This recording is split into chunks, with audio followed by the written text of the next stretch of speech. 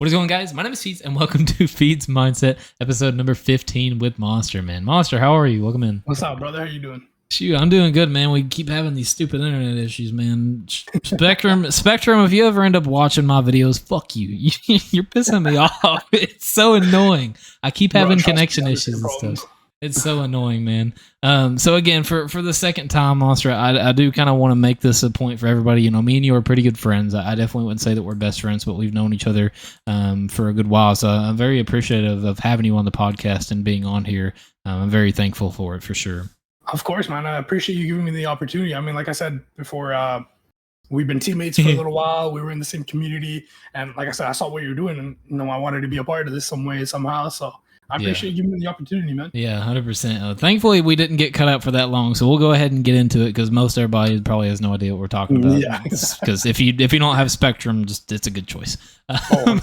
So if you don't have good internet, you know the pain. Yeah. So let's get into Mnstr. I want to talk a lot about your background and where you came from, where you stem from. But before all that, for your community that's watching or anybody new that's kind of tapping into you, who would you say that Mnstr currently is today, and how would you think that you would be viewed?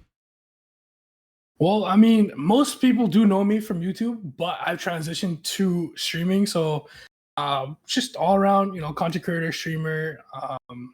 I've kind of stepped away a little bit from the Call of Duty sniping side, especially from montage days, because most of my community do know that I used to be a trick shotter. Yeah. You know, our BO1, BO2 mono for 2 days, but you know, with how times are going, 100%. the game's kind of still, so you kind of transition to other stuff. But I mean, for the most part, full-time YouTuber / streamer for most of my community who knows me for. Well, yeah, I mean, mostly that. Do you have any mainstream games that you play, or are you kind of more variety? Or I've kind of stepped into the variety thing. I mean, like I've kind of dipped into Fortnite and the single player games, especially like Hogwarts Legacy, GTA RP is a big one.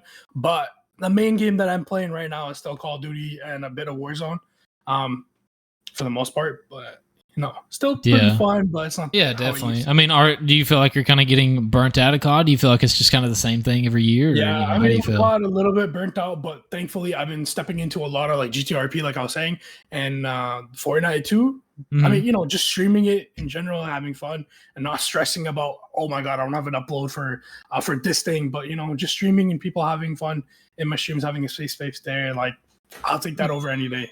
Yeah, no, 100%. I mean, there's even one of my good friends, Neurotic. I've known him for a long time. I don't know if you ever heard of him. He plays GTA RP a ton, and he loves it. He constantly keeps asking me to come on, and I kind of keep pushing him off because I don't really know about it. But watching his content, I mean, I've seen like a little bit of GTA RP, but like specifically through him, like it's hilarious. I mean, it's kind of a funny world. Yeah, man. Like it is crazy. So I mean that's sick. So like on the topic before we really get into it of COD and you kind of being burnt out, I mean, are you excited for the new COD, or you just don't really care?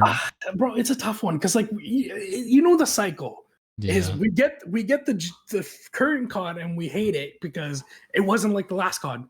So we're overhyping the next COD, waiting and hoping that it's best, and then when that COD comes out and it doesn't meet our expectation, what happens? We say the last COD was the best, and we play that for next year, and then we say, hey, well, let's wait for the next one. So my hype on it, it's kind of like, yes, I'm kind of glad that they're doing new things with it, but at the end of the day, like I really do think that the Treyarch games are better than, you know, Sledgehammer or the Sledgehammer and other Activision.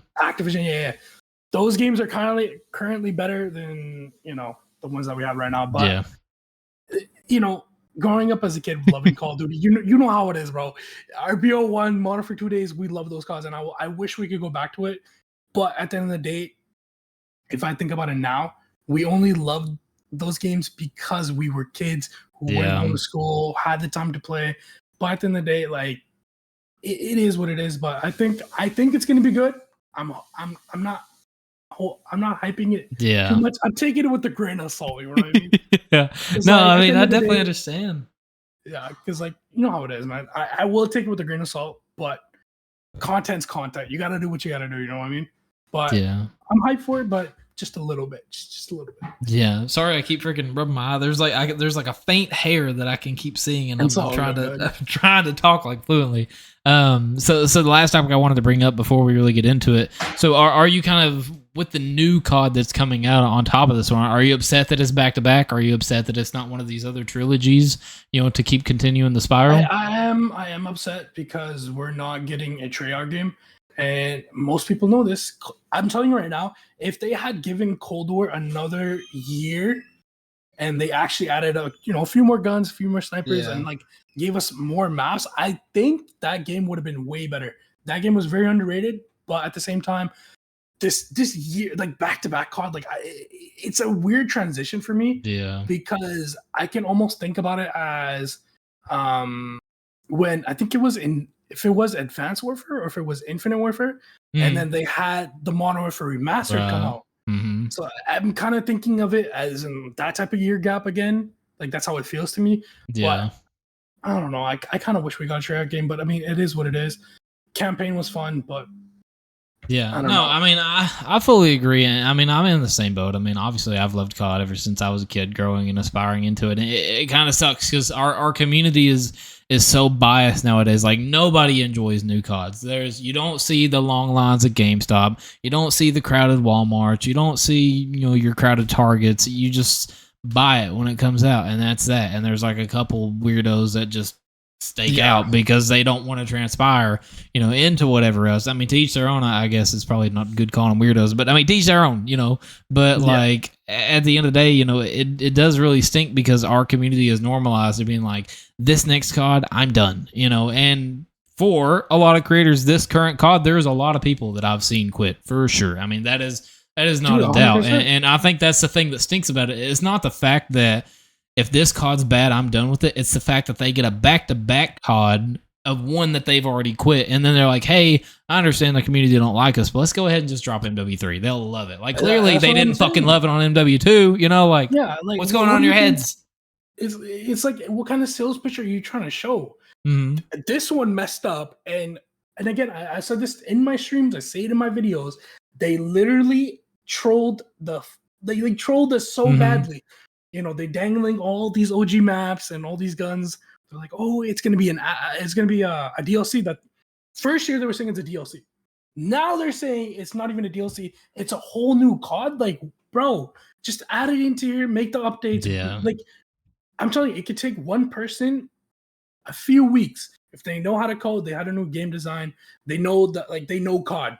It only takes one person or a small group of people to switch it up, one update, and we're good.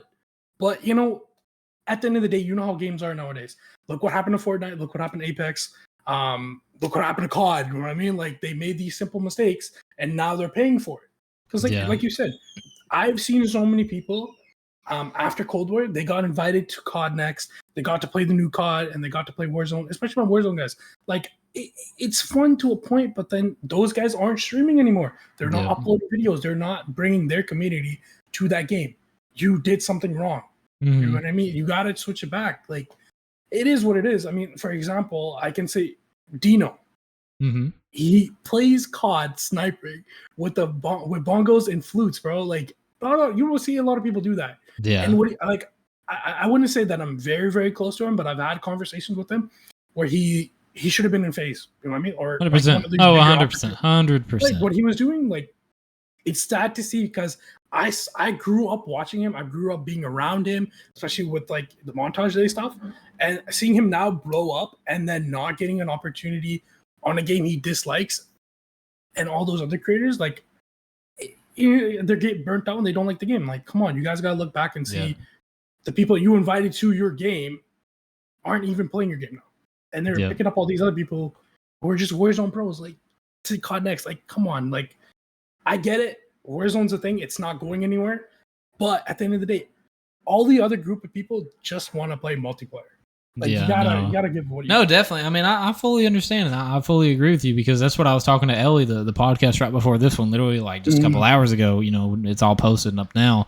But that's what I was telling her, because we was talking about people that, trying to step out of their comfort zone, being a variety gamer, having a mainstream game. And the thing that doesn't get talked about and normalized is people that are solely skilled at one game and then when that game falls off or it starts doing bad, like they're really constricted on like what's next. And so that's kind of like the reason why I'm bringing that, to Dino and all of his experiences and stuff is like a lot of the people that got picked over him now are going through that struggle. If they got picked up solely because they're good, and now that they're not good, what are they going to do? Just rip up their contract and say thanks? Appreciate the videos, watch them back. Me and him had like a short conversation. He was saying that he didn't. He was he was fine. The opportunity left. It is what it is. But the fact that like his audience isn't even there anymore, and he's averaging small content creator numbers, to me that's like, dude, what happened? Like I looked up to these guys, and like seeing them grow made me happy. With Scope joining FaZe, with Bam's hitting 1 million, you know what I mean? With all these guys, being around them, being around my age, and watching their content grow, and them getting smaller numbers. Like, what's going on? Like, it's sad to see, because like, which like we were talking about earlier, which leads to them people burning out, people completely quitting, people losing passion for gaming. Like, especially in our community, like it used to be really big at one point. What happened? Things changed. And at the end of the day, like I do understand, like, hey, you gotta find different niches, you gotta find different ways to grow, you gotta find different things to do in the game. But like at the end of the day, like the sniping community, the montage days, or just even like Vanoss gaming type of videos, they're not there anymore. I miss it. And being somebody who's above 20 now, like I'm making the same videos now and I'm finding that growth, but it sucks to say that the people who I watched aren't even around anymore. Yeah, no, they deserve 100%. That love. Yeah, and it's really sad because you grow up as them kind of being your idols, and then the moment where you're finally at that point where it's like it's kind of hard because you don't want to say like now they care about you because you have numbers, but you do have to have some type of sustainability because I know a lot of people think that like when you reach out to creators like, oh, they don't want me because I'm not big. It's like, no, they just don't want you because they don't know who you are and you have no background and hype to say this is a good guy, which hypothetically is just like my podcast. Without me being able to talk to bigger creators, I need everybody in my friend group and other creators that are a bit more established than me to be able to build that and say, if he's is a good guy, you will have a great time. It's all the same thing. And so I think it's very 100%. important that, that kind of stuff gets normalized. So there's a lot more that I want to continue to keep talking about and stuff. I love it. And I love this conversation that we're having, but I do start kind of wanting to get into, I know we've been talking about your mindset, but now I want to talk about you. I mean, we've talked about who Mnstr is currently and getting into your games and kind of jumping out of your scope. But, before the branding, of Mnstr and the streaming version came, like, how did gaming come to you? Like, was it an escape? Was it something you stumbled upon? So for me, my religion is Muslim, and, being in that type of environment and household, my parents were very educated. So I did have that break compared to, how Middle Eastern people live or how other different religions that are Muslim live. So I grew up in Canada, gaming was my escape from, from my family, from my cousins, or, just getting bullied in high school, or people saying, oh, you're a gamer, like, oh, you're a loser, you don't have life or whatever. But that was my escape. Because realistically, like, bro, I didn't find what I was good at until I picked up that Xbox 360 controller and watching FaZe Temper do a temper shot. You know what I mean? Like I was like, what is this? And then I begged my parents to give me the game, get my PVR, get my recording, and just just having fun. Like that's where I started. My gaming for me was just an escape from getting away from just reality in general. Because like it is sad to say this, but life now and then was pretty hard for people. You know what I mean? 100%. Especially if you don't have a friend group, if you don't have, sports or whatever. You know what I mean? Like if you didn't have that escape, gaming was there for me. That was my thing. I played zombies with my sister. We were going for high rounds, and then I got into the whole montage era, and that was my escape. And then I got into content creation, or I guess just making videos for myself, and that's what led to me becoming who the person I am now. Yeah. You know what I mean? And growing the community I have now. But for the most part, when I was younger, I just grew up on Call of Duty, Halo, stuff like that. And that was my escape from reality, from all that negativity stuff, because that's what brought me happiness. Definitely. So, going back, before we really touch base on, your branding and the streaming and everything, was there any I mean, I want to ask, is there any of your favorite games? But I also want to ask, is there a game that kind of made that mark for you where it's like, man, like I sat here and enjoyed this for so long. What if I shared this with somebody and they can see not only how happy I am, but can that make other people happy? Like, was there a game that kind of like changed the tone for you as a creator? Well, for me, it's like before I pursued COD as in content wise, I was playing NBA 2K and I had the Xbox One, like the big bulky one where you could stream to Mixer. Yeah. That's where I started off. And what's funny is that's how I got my name. When you Really? create your my character, you get certain nicknames. So I kept the same nickname from I believe it was NBA 2K11. So Wow. it was the Mnstr. So I took that and I made it my my Xbox 360 name, and it switched over to Xbox One, and I just kept going with it. And then I started streaming my park or my GM stuff. Like not a lot of people know what that is, but like you have your character and Right. go play against other my players and your own roster for if it's like the Bulls or Lakers or whatever, you can put your character in there and watch it grow. That's how I started with streaming and stuff like that, and that was my name at the time.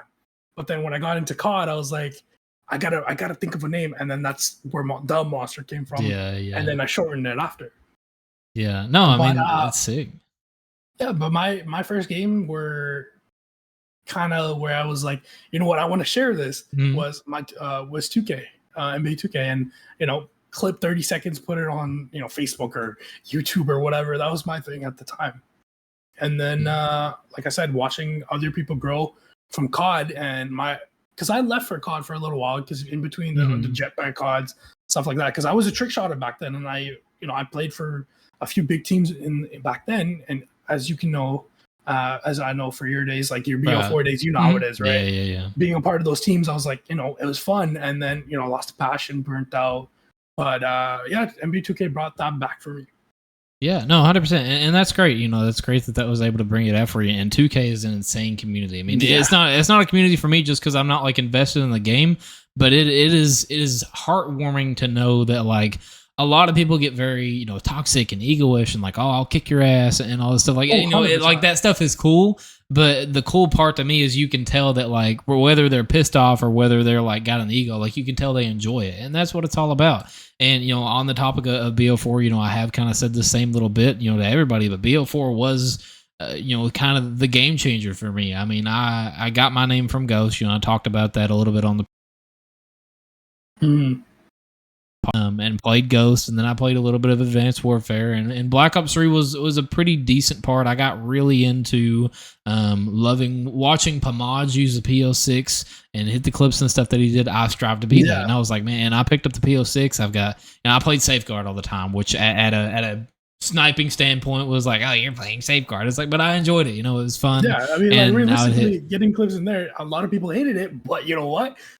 Dirty was doing it, Pomage was doing it. Yep. I mean, Testy was doing it, like Kitty. Like, you gotta think about it. These people were doing it for a reason. You know what I mean? Yeah. So, like, when BO3 came out, I had a lot of fun and loved playing it. I definitely didn't make my mark, though. And then when Black Ops 4 came out, I played it on both Xbox and on PlayStation. And it was just something about it. It clicked with me, and it was good. Like the first couple weeks, like I hit some 5-ons. I hit a big. It was actually in one of FaZe Agony's videos at the early times. I hit it was a 5-on ×2 and like a quad feed with a Koshka like during the beta, and that was in his and like so that kind of like started transpiring me to be like, oh, like people enjoy this. They think this is sick, and I've always been feeds. But as far as like setting the tone and having like standards, as far as like people that snipe and understand like the world that we live in and our standards and our montages, that was when like, okay, like maybe it's for me. And then, which is the most like controversial topic for a sniper, but Snipers Only came out, which everybody did the fucking shit in Cold War,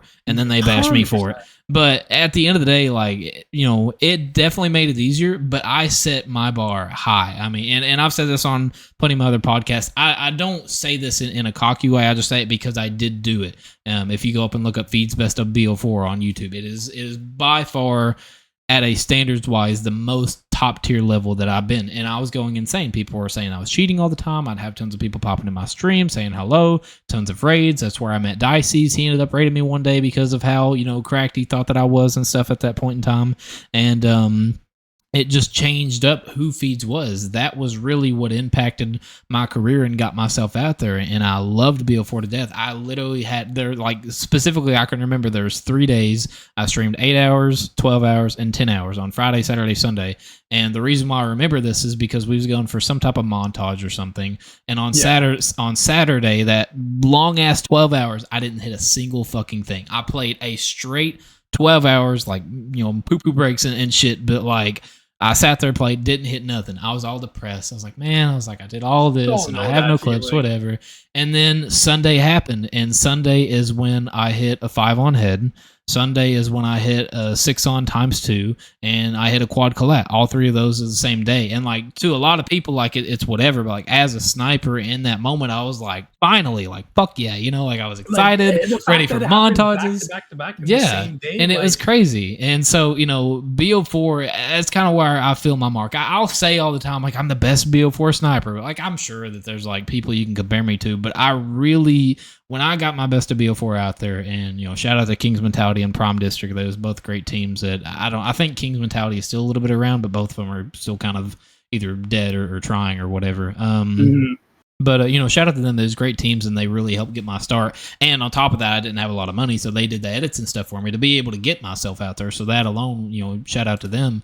But just to be able to do that and put that forward, it was amazing because I could tolerate it for so long. And Black Ops 4 was a big COD for everybody, where everybody's like, oh, shit cans, stems, corner campers, shotguns, this, that, whatever, sprayers, sliders, back and forth and stuff. Yeah. And somehow I tolerated it. And somehow it just ended up being my game. And, fast forward after BO4, I really got bored of Cold War and Shitguard. I hated them both, didn't like it. And that's when I got into Valorant, and then eventually used my Valorant skills towards, this current COD. But Black Ops 4 100% it's not my favorite game, unfortunately, because I'll always love Call of Duty Ghost because it means so much more to me.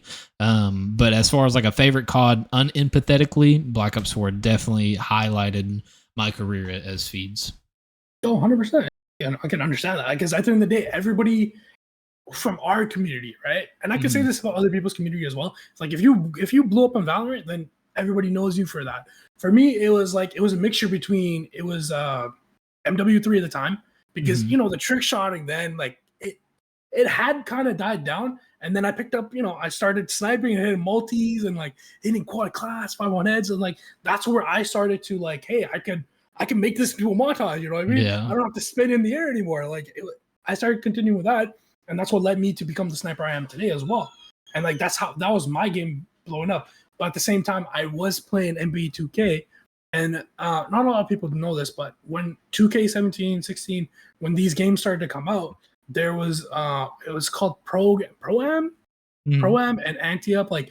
You could bet your VC against other players, and the big streamers at that time were playing for $1,000, a couple grand. I was doing these tournaments and I was having fun, and I had a small community at that time.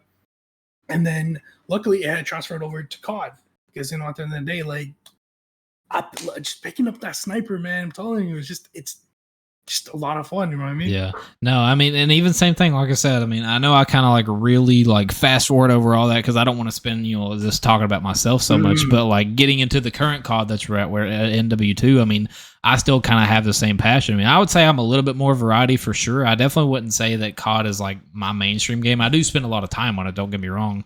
But if it wasn't for sniping and ranked and them allowing me to I know I use the attachments in ranked, and we're always oh, that's G8 or whatever. But I'm not playing. I can't go fucking pro. I'm on PC anyways. I'm not going to learn controller. So that's kind of all that I have. And so being on ranked and being able to use the sniper and just to bless you, just to be able to shit on all these kids that's trying to be the next Scumpy and stuff, it's awesome. Bro. And that allowed my newfound motivation for sniping, and that's definitely what kept me so long. And I was talking to Tay and a couple other podcasts about the same thing. About codcasting. It's something that I'm going to get into here very soon, probably next week. It was supposed to be this week, but things happened. And I had an opportunity to do that around the time when MW2 dropped, but I was at that point in time when I'd got the opportunity to start hosting events and be with Frosty a little bit on the underdogs and other community events and stuff, before all of that, I had just transpired from Valorant to MW2, and it was just amazing, like, for me as a player, because instantly everything clicked. I was hitting flicks like I'd been practicing forever. I'd been quick scoping and hitting snipe, and it's just started hitting feeds out of nowhere. I mean, I hit my first quad feed in Search and Destroy like 3 days on the game, and I was like, this game is for me. And that was around the time competitive sniping was going on, and I just absolutely loved it. And unfortunately could never get a good team, but one of my biggest assets from doing all that was Reese. I talked about Reese a little bit ago. Reese. And me and Reese had developed a great, wonderful friendship, for me and him, because at that point in time, he was known for Cold War stuff and how insane that he was, and he transpired into the new COD. But the big clause, as you know, is he didn't speak. He didn't speak. He just typed and texted, and that's it. And like nobody wanted to deal with him because like they're like, oh, like if this guy can't give me the time of day, why should I bother him? And there was just one day where me and Reese was talking. I mean, we was a part of the same team. I can't remember which one it was. I don't know if it was Allegiance or not when me and him had connected. I feel like it was before it. But I remember DMing him. I was like, dude, I don't really know why I'm sending this message, but I was like, do you want to play? And we ended up playing. Then we played some sniping events or whatever. And then fast forward to when like all that was kind of done and me and him quit, that scene because there was no more tournaments. He was like, I just want to let you know, like, you truly helped me. And I'm so blessed that you took that time out of my day, knowing the kind of creator I am and knowing, where my comfort zone is, because he can talk. He don't have issues. He just don't want to. And I know it just sounds such a simple thing, but nobody wanted to take that take that time of day. And any creator that would get with him like on the same team or something, not really like as like being supporting him as like a creator, but just as like a competitive player, nobody wanted to deal with him because he didn't talk. And I would get it all the time. I would fight for him tons of times. We'd be playing. They'd be like, I wish Reese could fucking talk and tell him where's that. I'm like, bitch, calm down. He's over by fucking couches. Chill out. And I would take up for him because it pissed me off, because everybody is different in their own way and you're not one to judge for it. And at the end of the day, if you don't like it, leave. Literally, like we could sit here and talk about these tournaments. Like everybody individually has something that they they can't do, or they people will find like, hey, like, can you do something about that? Like it's just it's just people being human. You know what I mean? Because like my clause is like when I was playing competitive Warzone, I would rage, everybody knows me for like, there's a clip of me on Twitter smashing the scuff controller because like of some BS, you know what I mean? Like that's the type of person I am, but that's my content as well. But nobody wanted to deal with it because like I'm in the background yelling. They're trying to fight like 3 people up on a mountain or something. Yeah. But at the end of the day, that's everybody has clauses. Like you just gotta work around that, or hey, just fucking deal with it. You know what I mean? Like it is what it is.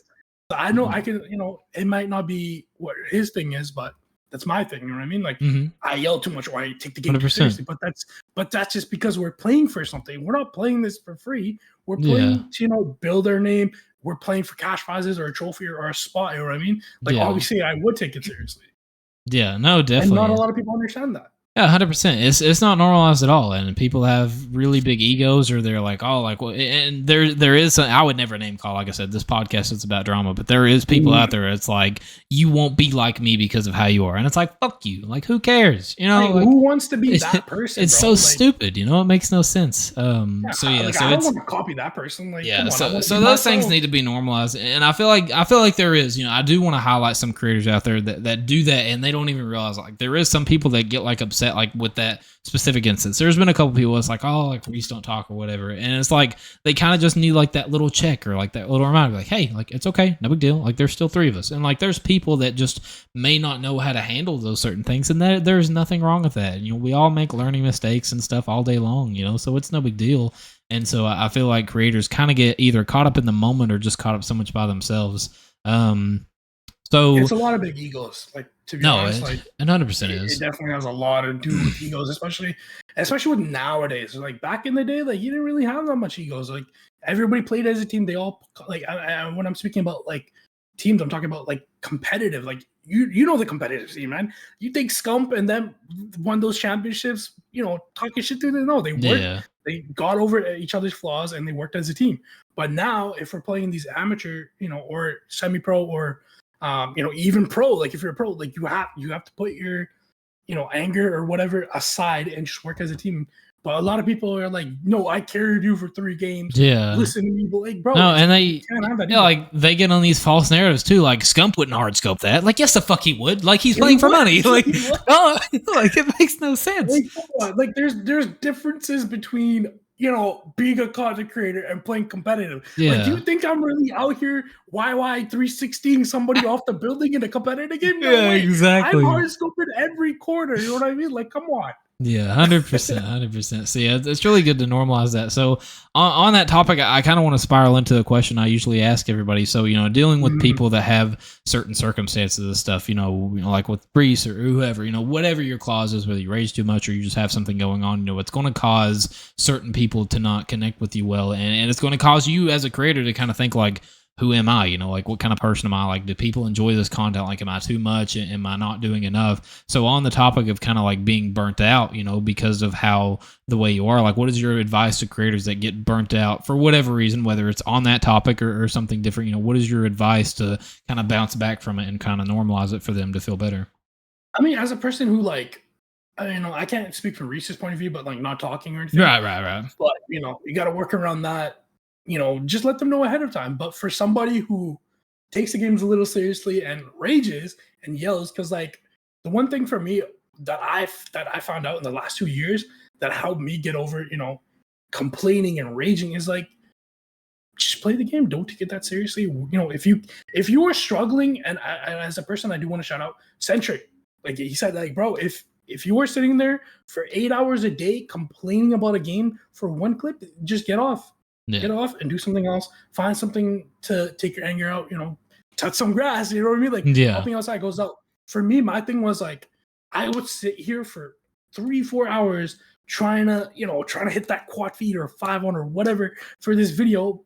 And it really did affect me. And I was that person, going to game chat and like, cussing them out when it's not even their fault. You know what I mean? Yeah. Like, it's based off my thing.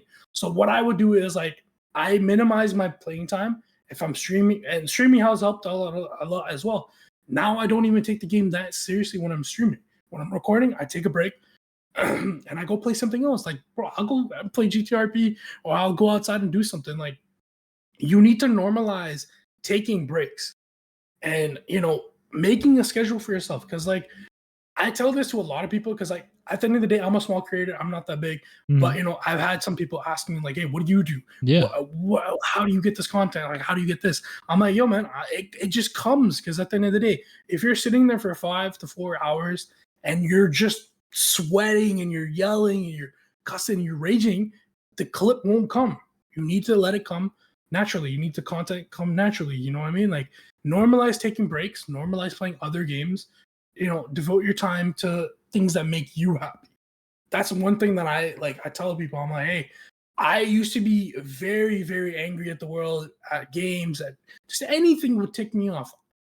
I learned just to take breaks and, think more positive, and that's what led to me becoming more mellow. And like, if you told me, hey, you suck at the game, or, all these little chatters and chirps, it won't even affect me anymore.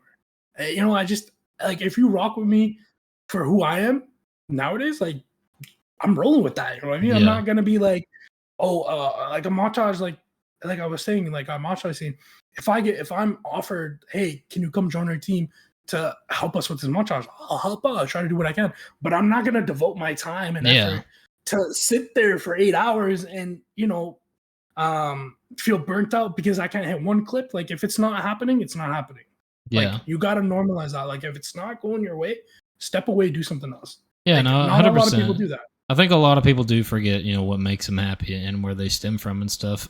And so to kind of bench off of that too, we mentioned a little bit about posting, content and getting clips and all that kind of stuff. And that's something, specifically for you, that's something that's always fascinated me. I mean, obviously, you didn't come into the comm as an editor or whatever, but this past year, I mean, you've been insane. I mean, you've had a crazy motivation that I've not seen out of many people to want to dive into that, do for other people, and find ways to make your content better. So for creators out there that struggle with that, just like you did, a year ago, before you finally just woke up one day, was like, okay, I'm going to sit here, I'm going to reach out to these people, and I'm going to understand what I'm doing wrong as a creator.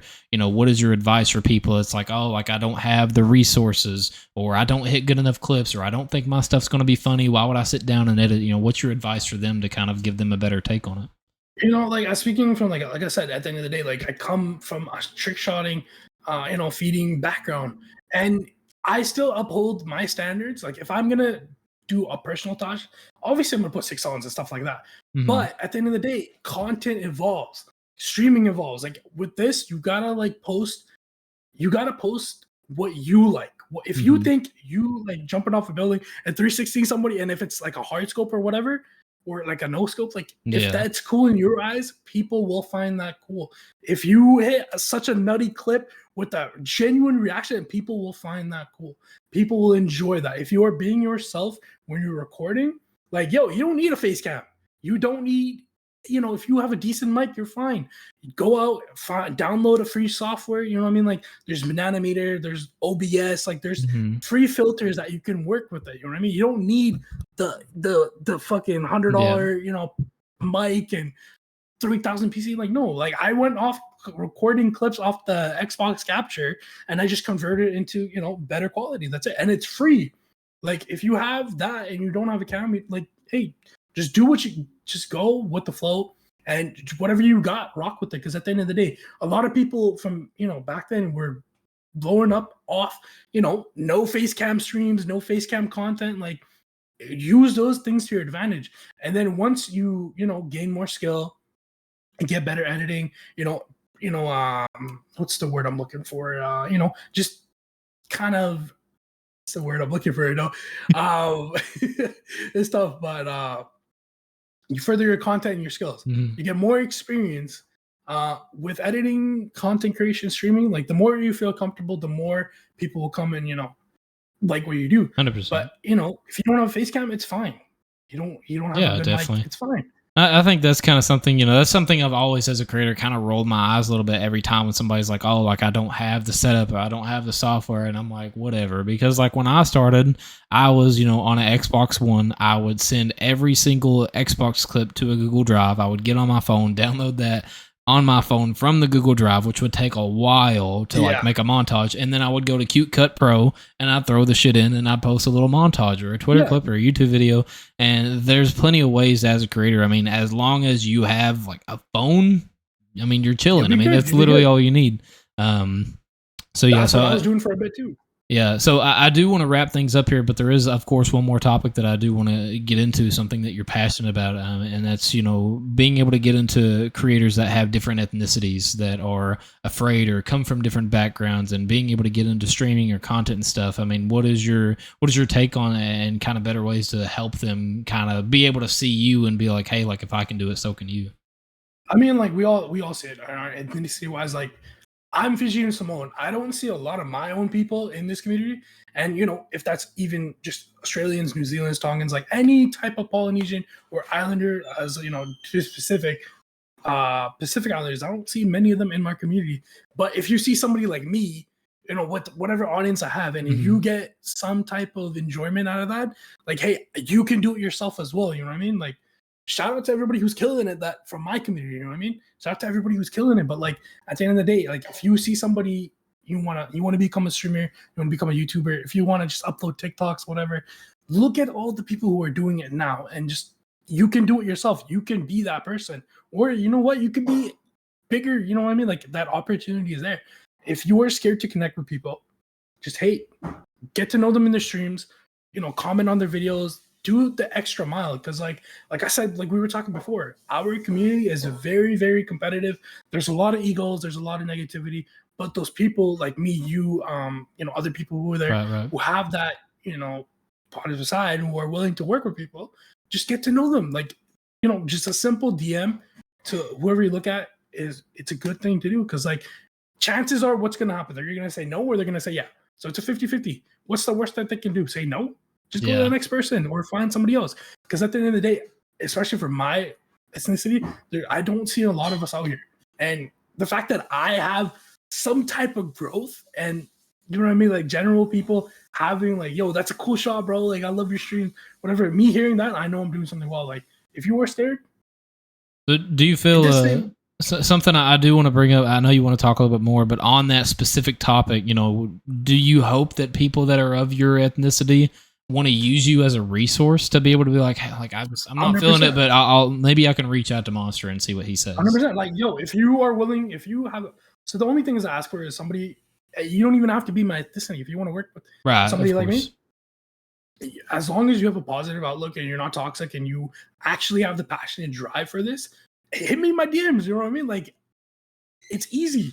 I'm willing to work with it because at the end of the day, as a person who, you know, on Twitch averaged 0 to like 5 people, and then I blew up on Kick, and I'm reconnecting with other people, and you know, taking that time, you know, even like this, taking the time to get to know somebody, and you know, hey, can we play? Can we make content? It's very easy. So if you need that, I'm there for that. Like you can use that tool.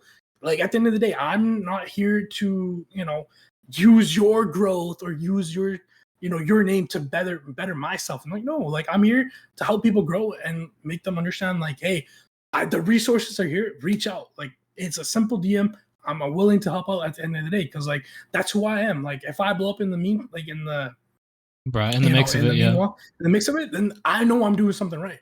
But I don't need that $50,000 contract or whatever. Like I'm here because I enjoy this. You know what I mean? Yeah. So reach out. It's a simple DM. Like, yeah, no, 100%.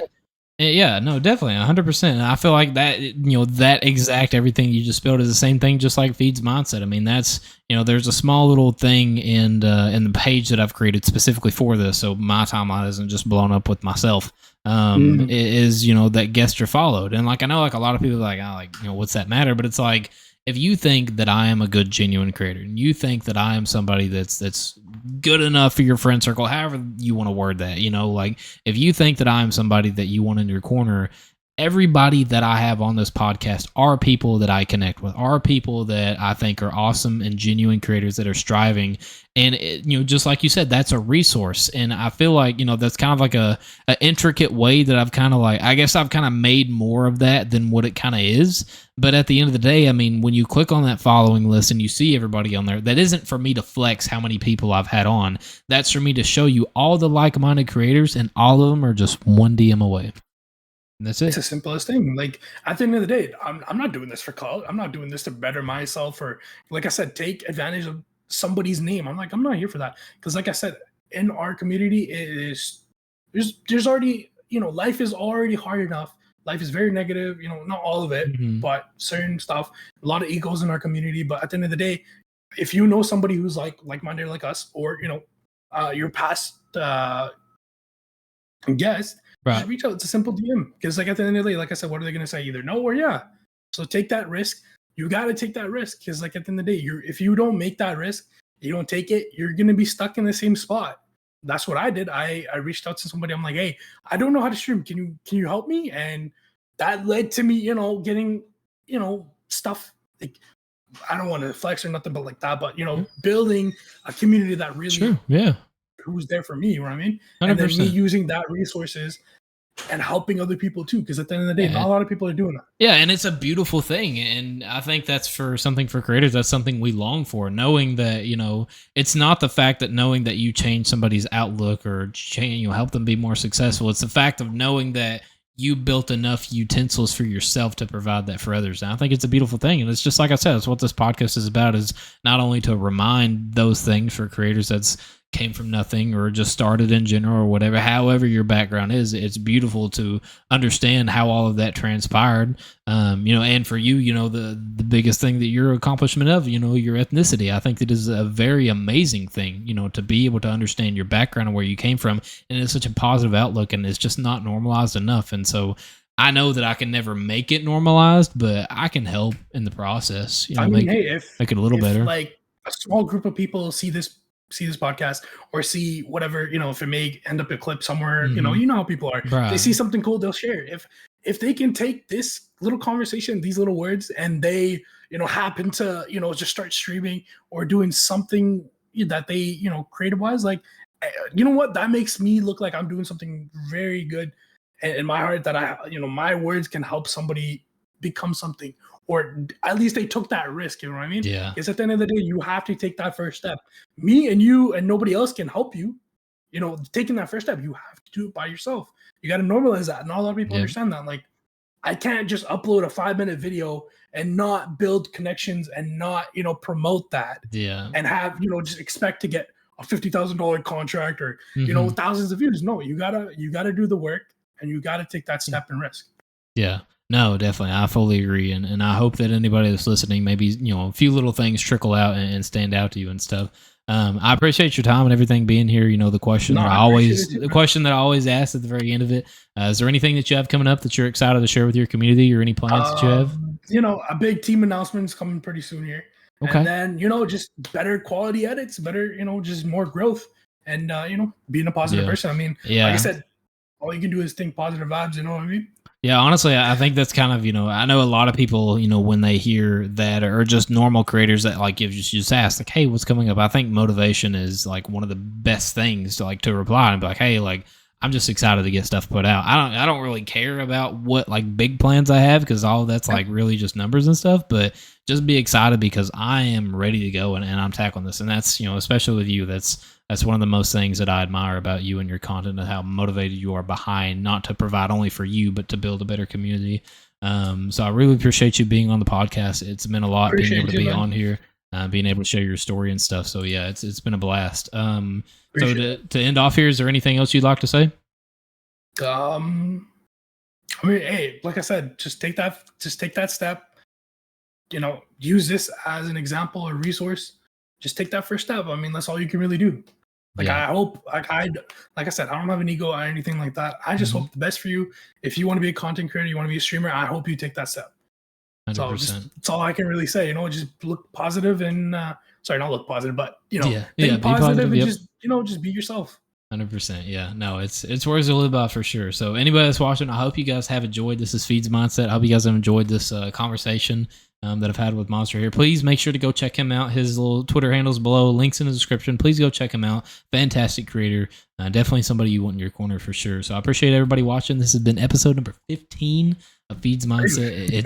It's growing up so fast, and I'm so proud of it, and I'm glad that you guys allow me to have a voice, to be able to provide, somebody else a voice. However, I'm not the best at words. So anyways, man, I appreciate you having me on here, bro. I appreciate you guys. Thank you guys so much for tuning in. This has been Feeds Mindset, guys. And my name is Feeds, and I'm out, guys.